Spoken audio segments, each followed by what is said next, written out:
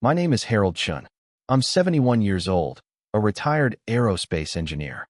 For the past 4 years, I've been dependent on supplemental oxygen 24 hours a day to stay alive. Between March and August 2023, an HOA president deliberately cut power to my home oxygen concentrator 4 times. The 4th time I was asleep. I woke gasping for air, tried to reach my phone, and collapsed. My neighbor found me unconscious with an oxygen saturation of 68%. I suffered a stroke from oxygen deprivation. Today I can't remember what I ate for breakfast. I can't say my granddaughter's name without help. My right hand trembles when I try to hold a cup. That woman was charged with attempted murder, pleaded guilty to aggravated battery causing permanent disability and elderly abuse, and is serving 8 years in prison. The civil judgment was $920,000. This is my story, told with help from my daughter Lisa, because some days I can't remember the details anymore. I was born in San Francisco in 1952. My father worked in a grocery store, my mother sewed garments in a factory. They saved every penny to send me to college. I studied aerospace engineering at UCLA, graduated '74, and spent 35 years designing satellite guidance systems for what became Boeing. I held 2 patents. I was proud of that. In '80, I married Susan Leong, a schoolteacher. We had 1 daughter, Lisa, born '82. Susan died in 2019 from ovarian cancer. That nearly broke me, but I had Lisa and her family, her husband Tom, and my granddaughter Emily, born in 2017. I was diagnosed with chronic obstructive pulmonary disease in 2017. Decades of working around aerospace propellants combined with smoking in my 20s caught up with me. By 2020, my lung function had declined so much I needed supplemental oxygen continuously. My pulmonologist, Dr. Sarah Martinez, prescribed 3 liters per minute delivered through a nasal cannula. I used a DeVilbiss 10-liter home concentrator, a machine about the size of a filing cabinet that plugs into a wall outlet. It takes in air, filters out nitrogen, and delivers 90 to 95% pure oxygen through tubing to my nose. Without it, my oxygen saturation drops below 88 within minutes, and I become hypoxic, confused, weak, at risk of organ damage. Dr. Martinez told me bluntly, "Harold, this machine keeps you alive. If it stops, you're in serious trouble." In March 2022, I sold the home Susan and I had shared and moved into a townhouse in Desert Springs, an HOA community in Henderson, Nevada. 200 units, mostly retirees. My townhouse was 2 bedrooms, in unit on Palo Verde Lane. I set up the oxygen concentrator in the living room near the electrical panel on a dedicated circuit. The machine hums quietly like a refrigerator. I wore the nasal cannula at all times. The tubing gave me about 50 feet of mobility. For 6 months, everything was fine. I read, played chess online, walked slowly around the neighborhood with a portable cylinder in a wheeled cart. My neighbor Miguel Ortiz, a retired teacher in his late 60s, befriended me. We'd sit on my patio evenings and talk about books and our late wives. Then in September 2022, the HOA elected Brenda Sullivan as board president. Brenda Sullivan was 58, a former county clerk who'd been forced to resign in 2019 after a financial audit found irregularities. She seemed to have made HOA governance her new occupation. She was a white woman with short blonde hair, always dressed in business casual, and took her role very seriously. Within 2 weeks, she sent violation notices to 8 homeowners for trivial things. Lawn a 1/4 inch too tall, mailbox rust spot, trash bin visible from the street. Miguel called her the commissar. In November 2022, I attended a board meeting to raise concerns about the finances. I'm an engineer. I look at numbers carefully. The statements showed the HOA had paid $18,400 to Desert Landscaping LLC for common area work, but I didn't see $18,000 worth of improvements. The flower beds looked the same. The irrigation still had broken sprinklers. I asked Brenda during open comment, "Can you provide receipts? I'd like to understand what we paid for." Her face tightened. "Records are available upon written request, Mr. Chun. I don't appreciate your implication." I made a formal request November 28th. Brenda delayed 3 weeks, then provided heavily redacted statements. That violated Nevada Statute 116.31085, which requires HOAs to make records available with minimal redaction. I filed a complaint with the Nevada Real Estate Division on January 10, 2023, alleging Brenda violated state law and possibly misused funds. I later learned Desert Landscaping was registered to Brenda's brother Dennis Sullivan, and the $18,000 had been spent on Brenda's personal residence, not common areas. The Real Estate Division opened an investigation in February. On March 8, 2023, I was sitting in my recliner reading when the oxygen concentrator stopped. The display showed no power. I looked out the window and saw Brenda standing next to my exterior electrical panel, holding a clipboard. My heart raced. I yanked open the door and shouted, "What are you doing?" She looked up calmly. "Electrical inspection, Mr. Chun. Checking all units for code compliance." My chest tightened. "Turn my power back on. I have a medical oxygen machine." Brenda made a note. "I'll restore power once the inspection is complete. Shouldn't take more than 20 minutes. I stumbled inside, grabbed my portable cylinder from the closet, a small M6 tank I kept for emergencies, and connected the cannula. The tank was nearly empty, maybe 45 minutes of oxygen left. I called 911. Henderson Fire Department arrived 12 minutes later. By then my saturation had dropped to 82%. I was lightheaded, lips tingling. The paramedics checked my vitals and turned my power back on immediately. One of them, a young man named Derek, asked Brenda, "Ma'am, did you cut power to this residence?" She nodded. "Routine inspection." Derek's face hardened. "Sir, you have a medical device requiring power?" I nodded, catching my breath. Derek turned to Brenda. "You can't do that. Cutting power to someone with medical oxygen is reckless endangerment. You could have killed him." Brenda crossed her arms. "I was performing my duties. I had no way of knowing about his equipment." That was a lie.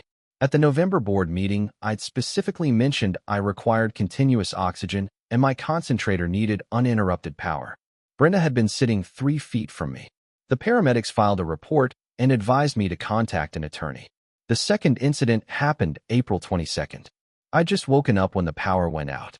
Brenda claimed I owed a special assessment of $250 for roof repairs and my power would stay off until I paid. I went outside in my bathrobe wearing my cannula and found her at my breaker box. I held up my canceled check from March. "I already paid. Here's proof." She glanced at it. "Our records show unpaid. Can't restore power without payment." My portable tank was inside.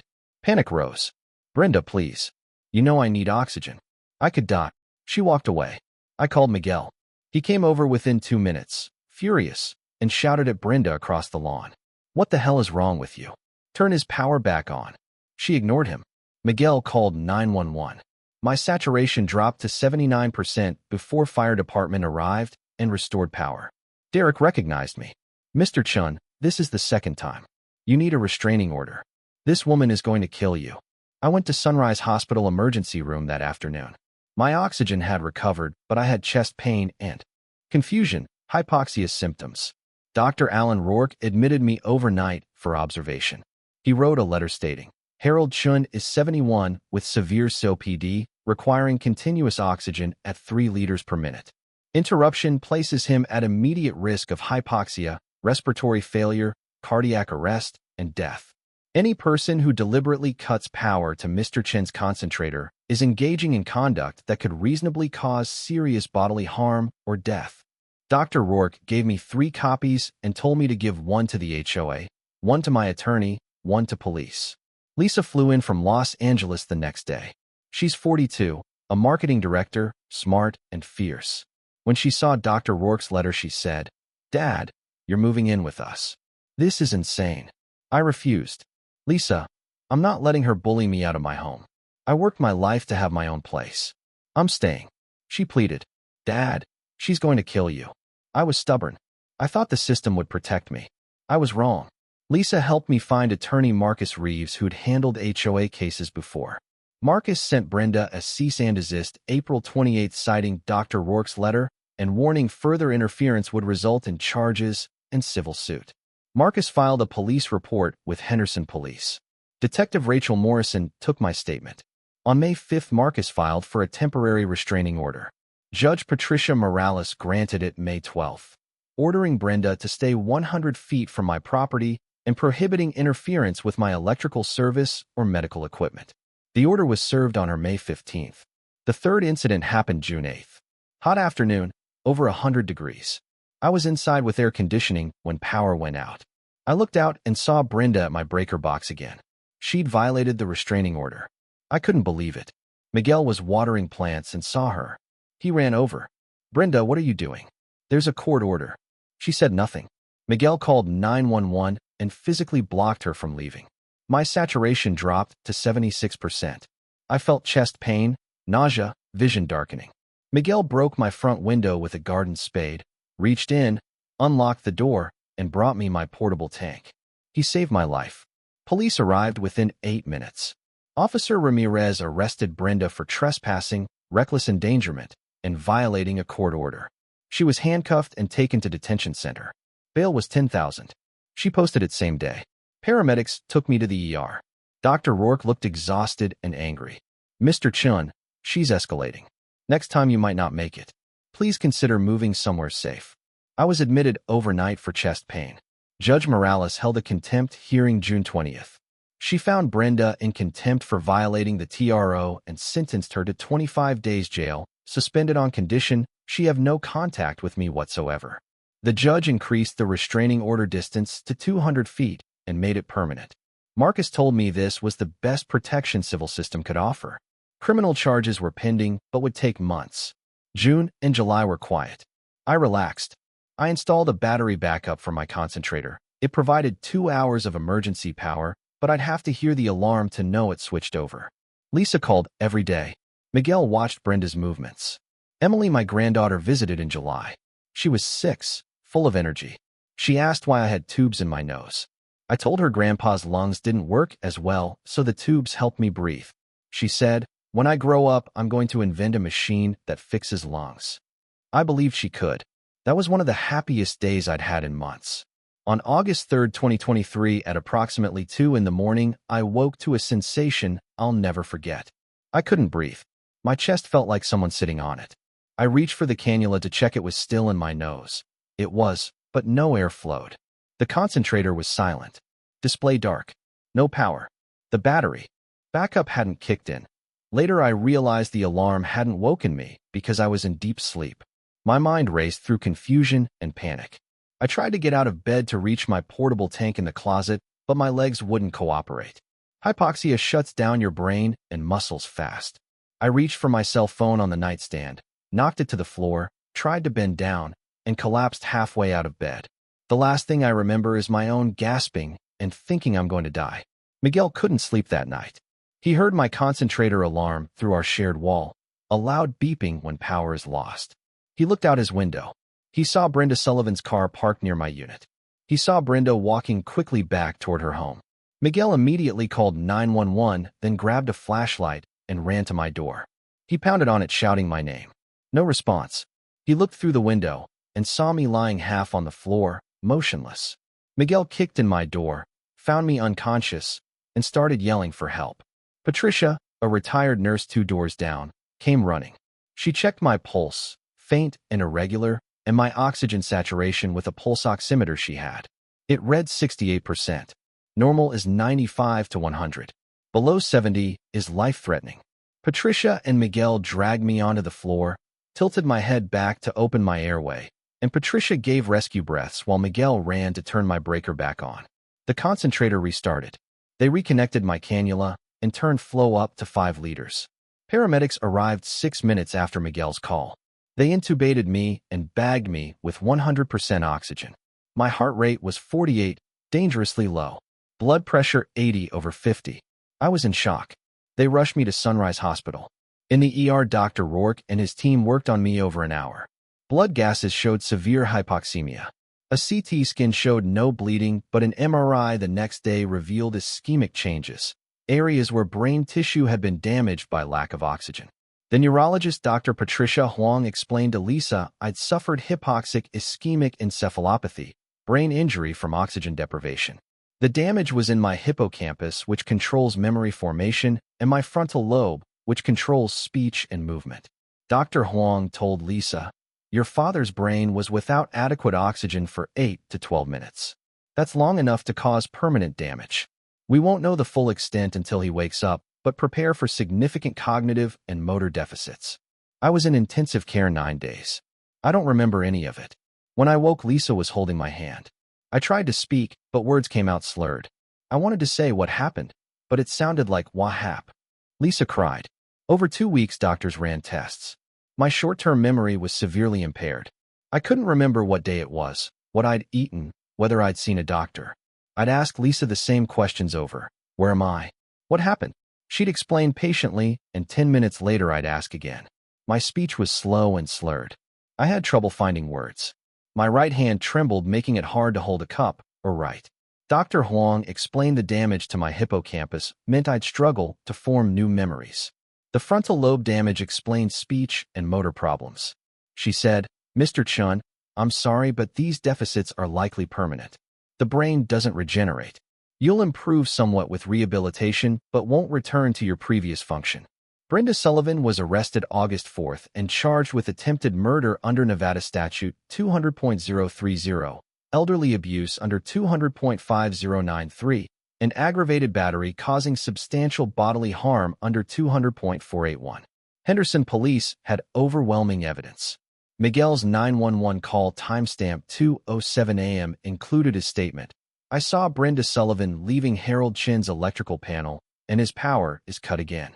A neighbor across the street saw Brenda's car and saw her walking away around 2 a.m. Brenda's cell phone location data placed her at my address. 1:58 a.m. security footage from the HOA gate showed her car leaving at 2:12 a.m.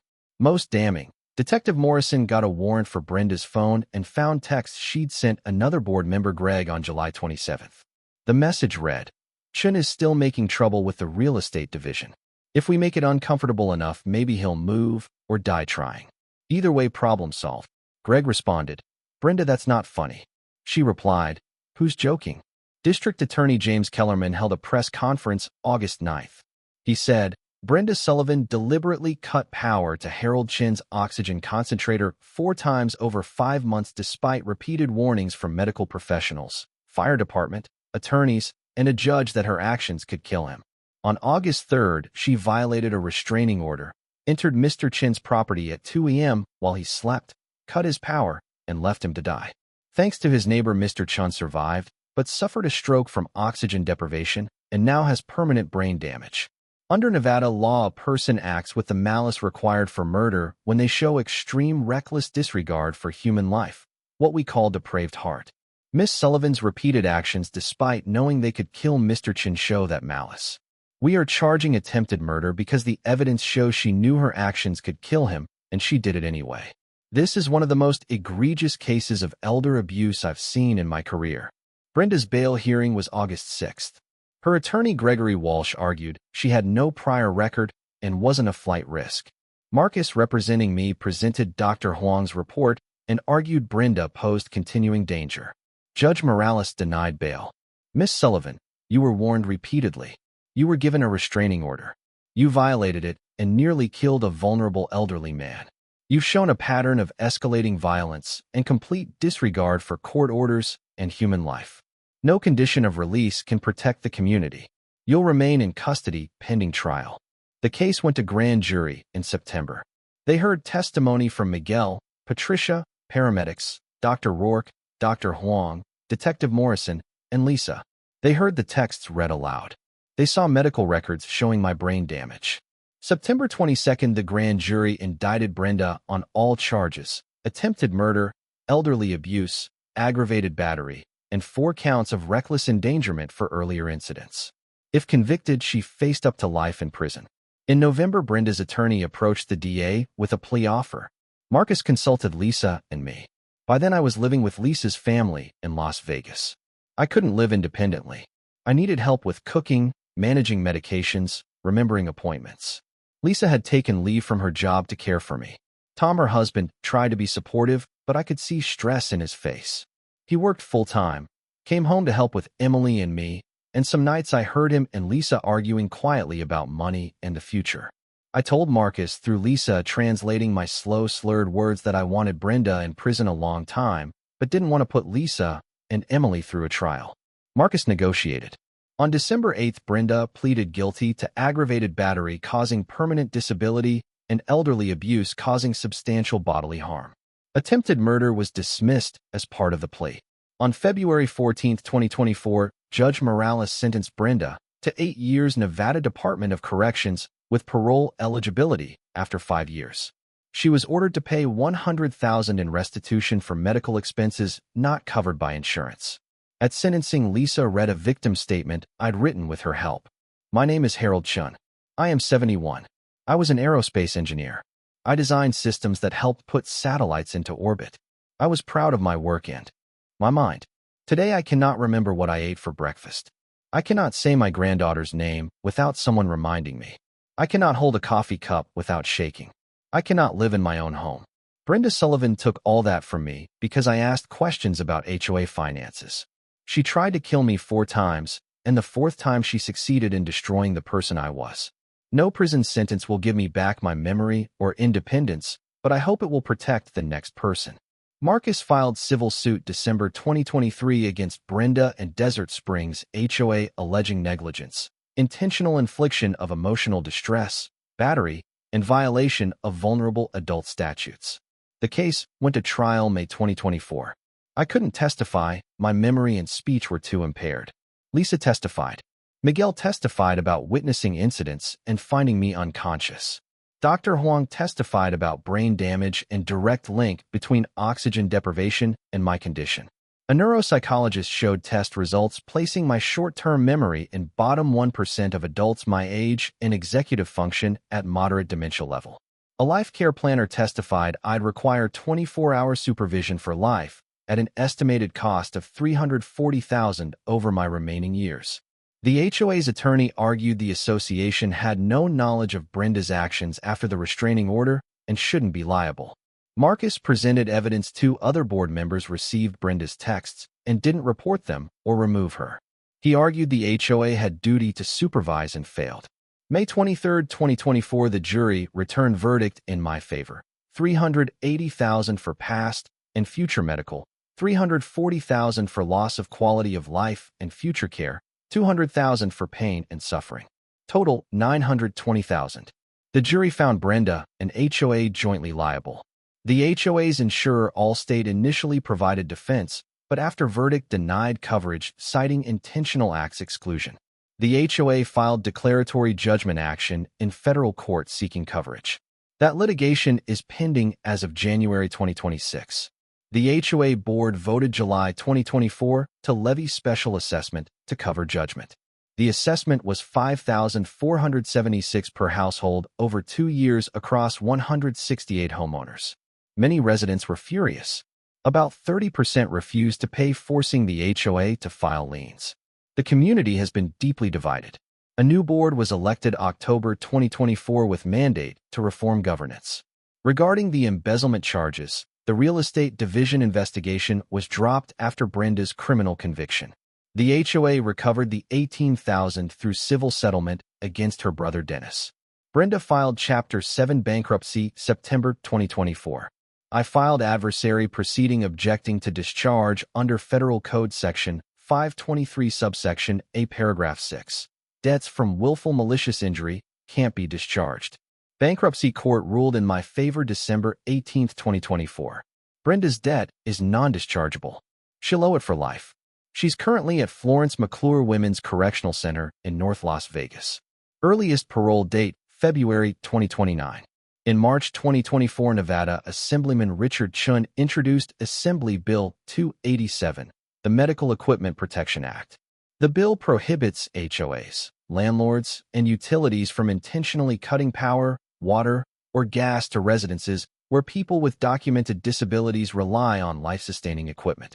Violations carry civil penalties up to $25,000 plus treble damages. Knowing violations causing serious bodily harm are Category B felonies with 2 to 15 years prison. The bill passed Assembly in April 38-4, passed Senate in May unanimously, was signed by Governor June 5, 2024, and took effect October 1. I testified during committee hearings in March. Lisa read my testimony because I struggled with public speaking. I wrote, "No one should experience what I experienced. No HOA should have power to kill someone by cutting off medical equipment. This law will save lives." So where am I now? January 2026. I live with Lisa, Tom, and Emily in Las Vegas. I have a bedroom on the first floor with my concentrator next to the bed. I wear the cannula every moment. Lisa is my full-time caregiver. She quit her job June 2024 because I can't be left alone. I can't cook without forgetting the stove is on. I can't manage medications. I get lost if I walk more than a block. My short-term memory remains severely impaired. I remember my childhood, UCLA, my career, Susan, but not what happened yesterday. I keep a notebook where Lisa writes important things. Today is Sunday. You had oatmeal for breakfast. Emily has a soccer game this afternoon. I read it over and over. Sometimes it helps. My speech improved slightly with therapy, but I still struggle to find words and sound like I've had a stroke, which I have. My right hand still trembles. I can't write legibly. I can't play chess because I can't remember positions long enough to plan moves. I can't read novels because I forget the plot chapter to chapter. I spend days sitting in the backyard watching birds and listening to music. Emily visits every afternoon after school. She's 8 now. She tells me about her day and I smile and nod, and half the time I can't remember her name until Lisa quietly reminds me. Dad, this is Emily, your granddaughter. And I say, Emily, what a pretty name. Lisa cries sometimes when she thinks I'm not looking. Last week, Emily brought me a drawing she made at school, a picture of the two of us holding hands. She wrote, I love you, Grandpa, at the top. I taped it to the wall next to my bed. Every morning, Lisa points to it and says, Emily drew that for you. And I smile like it's the first time I've seen it. Because for me it is. The money from settlement helps pay for my care and Lisa's lost income, but no amount can give me back what Brenda Sullivan took. I was a man who designed navigation systems for spacecraft. I understood orbital mechanics, signal processing, control theory. Now I can't remember what day it is. I was independent and proud. Now I need help getting dressed. I thought I'd spend retirement reading, traveling, teaching Emily about science. Instead, I sit in a chair and try to remember my granddaughter's name. But I want to be clear. Brenda Sullivan did not defeat me. She took my memory and independence, but not my will to fight. The law bearing my name, Assembly Bill 287, will protect people with oxygen concentrators, ventilators, dialysis machines, and other life-sustaining equipment from what happened to me. Every time a landlord or HOA president thinks about cutting someone's power, they'll think about Harold Chun and 8 years in prison. That's my legacy. That's all I have left to give. And on my best days when my mind is clearer, I can hold on to that. I remember I fought back, and I won even if victory cost me everything. Some people have asked if Brenda targeted me because I'm Chinese American. I don't know what was in her heart. I only know what she did. And that's enough. If this story makes you angry, share it. If you know someone who depends on medical equipment, make sure they know about protections under Nevada law and advocate for similar laws in your state. And if you live in an HOA, pay attention to who's running it. Power-hungry people with no oversight can destroy lives. I'm living proof. This is Harold Chun told with love and help from my daughter Lisa, because some mornings I wake up and don't remember why I'm telling this story at all. But Lisa reminds me. She says, Dad, you're telling this story so it doesn't happen to anyone else. And I say, that's worth remembering. So I'll try.